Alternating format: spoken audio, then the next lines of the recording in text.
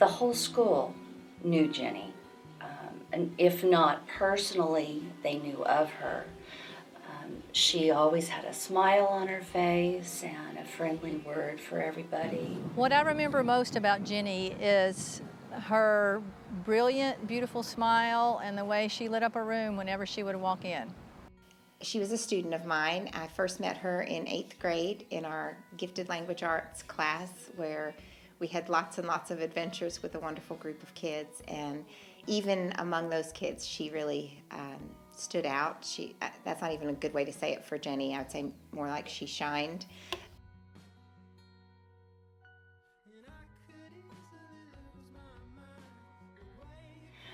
I received a phone call the morning of Jenny's passing. I was in a room with the students, and when I answered it, I thought it was a friend calling, but she had this tone in her voice, and she was very upset, and immediately I thought the worst. Well, at that point in time, here at Westfall, I had another girl who was the copy girl for me, and she and I kind of worked it out that she would come in at 9 o'clock every day. And there were rumors that one of our students had been injured, and I kind of thought of Jessica first because I thought, oh no, that would have been the time when she was headed to school. But I was actually in the teacher's lounge when one of the coaches came in and told us that Jenny had been killed in the car accident. And I just remember kind of sitting down in a chair in the teacher's lounge, kind of trying to grasp the knowledge that had actually happened. When I first found out about the accident, it was very surreal. I had come to school that morning early, and my older son, was driving my daughter, Rachel, to school that morning. And oddly enough, they had kind of a little fender bender on the way to school. So I had heard from them that they'd had an accident, and of course I was really concerned about them and that they were okay. And so when they got to school, Walter, my older son, was fine. I checked in Rachel, and she was a little shaken up from the little fender bender, and I was taking her to her class, just making sure she was okay. And another teacher kind of said, "Hey, come here, I've got to tell you something really important." And sorry, it's hard. She told me about Jenny, and I don't think she knew that I was really so close to Jenny, so I was quite devastated. And I was also really worried. I was worried about my daughter finding out. So anyway, so she was in class, and we had heard that they were going to make an announcement about it. So I sent a note so that my daughter would be in class with me when she heard.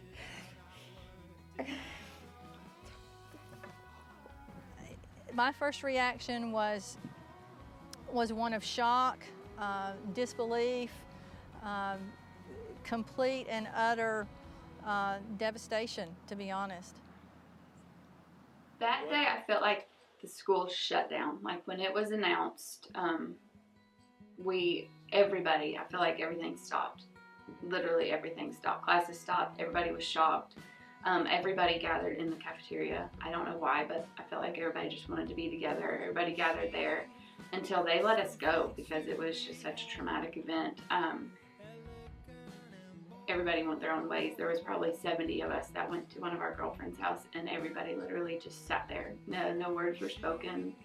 I don't think it had hit us yet. It was just complete shock. But for like the next 3 days, nobody did anything. The school shut down. The student body's response to Jenny's accident was very profound. It impacted all of us, I think. It was, not only was Jenny the homecoming queen, but she was a leader both in the senior class the year of the accident and also just the school as a whole. So I remember the school being very quiet. I remember class changes being very quiet. I remember for several days there wasn't a lot of learning going on at the school because there was just a lot of grieving going on at the school, both by the teachers and by the students.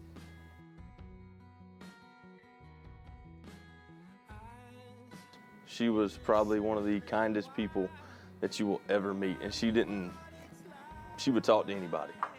I mean, it didn't matter who you were. You know, she was always a friend to anybody. Jenny was a natural leader. She was charismatic. Everyone loved her. I can't think of any group of children in the whole school that didn't think the world of Jenny. She was nice to everyone, and she was just everybody's friend. At the time, I was the boys' track coach, and Jenny, of course, ran track for the girls. My last memory of Jenny, she was running the bleachers, and I always called her Jerky Girl because her mom and dad owned the Pop Stop down in Flowery Branch and had the best beef jerky around. So every time I'd see her, say, "How's my Jerky Girl doing? About time for you to bring me another bag of jerky," and we'd have a lot of fun about the jerky and things. In 9th grade, I came from Chestatee Middle School and didn't really know anybody, and she made it a point to make me feel included and let me sit with her and her popular and beautiful friends at lunch and until I found friends. And she didn't treat me like a 9th grader that didn't have any friends. She just treated me like Secchi's daughter that she loved from when I was little. She was a beautiful girl, and she had lots of attributes, but she didn't carry that like she didn't know she was all these amazing things. She was just very honest and easy about how wonderful she was, if that makes sense. I think she had the way of making everyone feel like they were very special.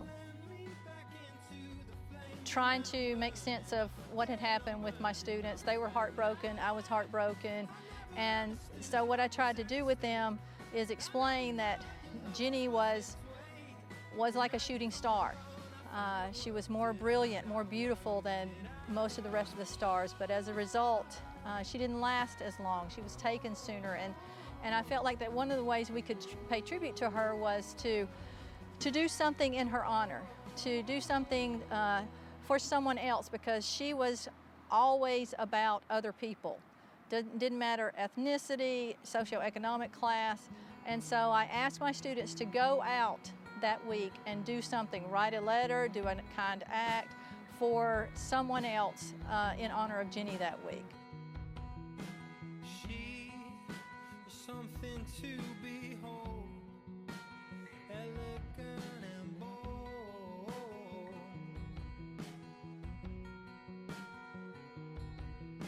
She is electricity. When I look back at the past few years I've spent at West Hall, I realize that I have grown tremendously and in a positive direction. I owe this to many people, and I want them to know just how much they have affected my life.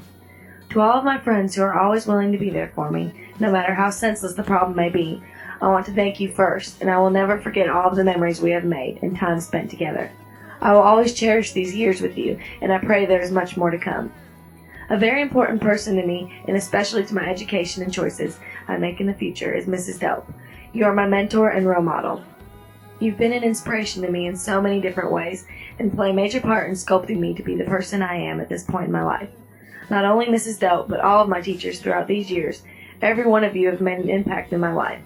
Mrs. Lee helped me to understand the meaning of teaching, and I couldn't forget Senora de Miranda for making my last high school years the most enjoyable they could possibly be. To my parents, I can never thank you enough for always supporting me and loving me no matter how tough the situation could have possibly been. I love you more than words can ever express, and I always will. I am so incredibly blessed to have such wonderful people for parents. Jessie, I thank you for always making me smile, and Lacey for always keeping me in my place. I love you both very much, and I don't know where I would be without my strong family. But most importantly, I want to thank God for giving me the life that I have and making me the person I am today.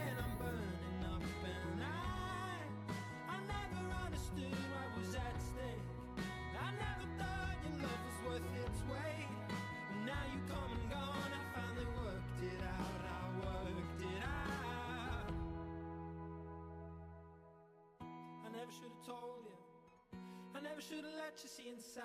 Don't want any trouble in your mind. Won't you let it be? I never should have told you. I never should have let you see inside. Don't want any trouble in your mind. Won't you let it be? I never should have told you. I never should have let you see inside. Don't want any trouble in your mind. Won't you let it be? I never should have told you. I never should have let you see inside. Don't want any trouble in your mind. Won't you let it be?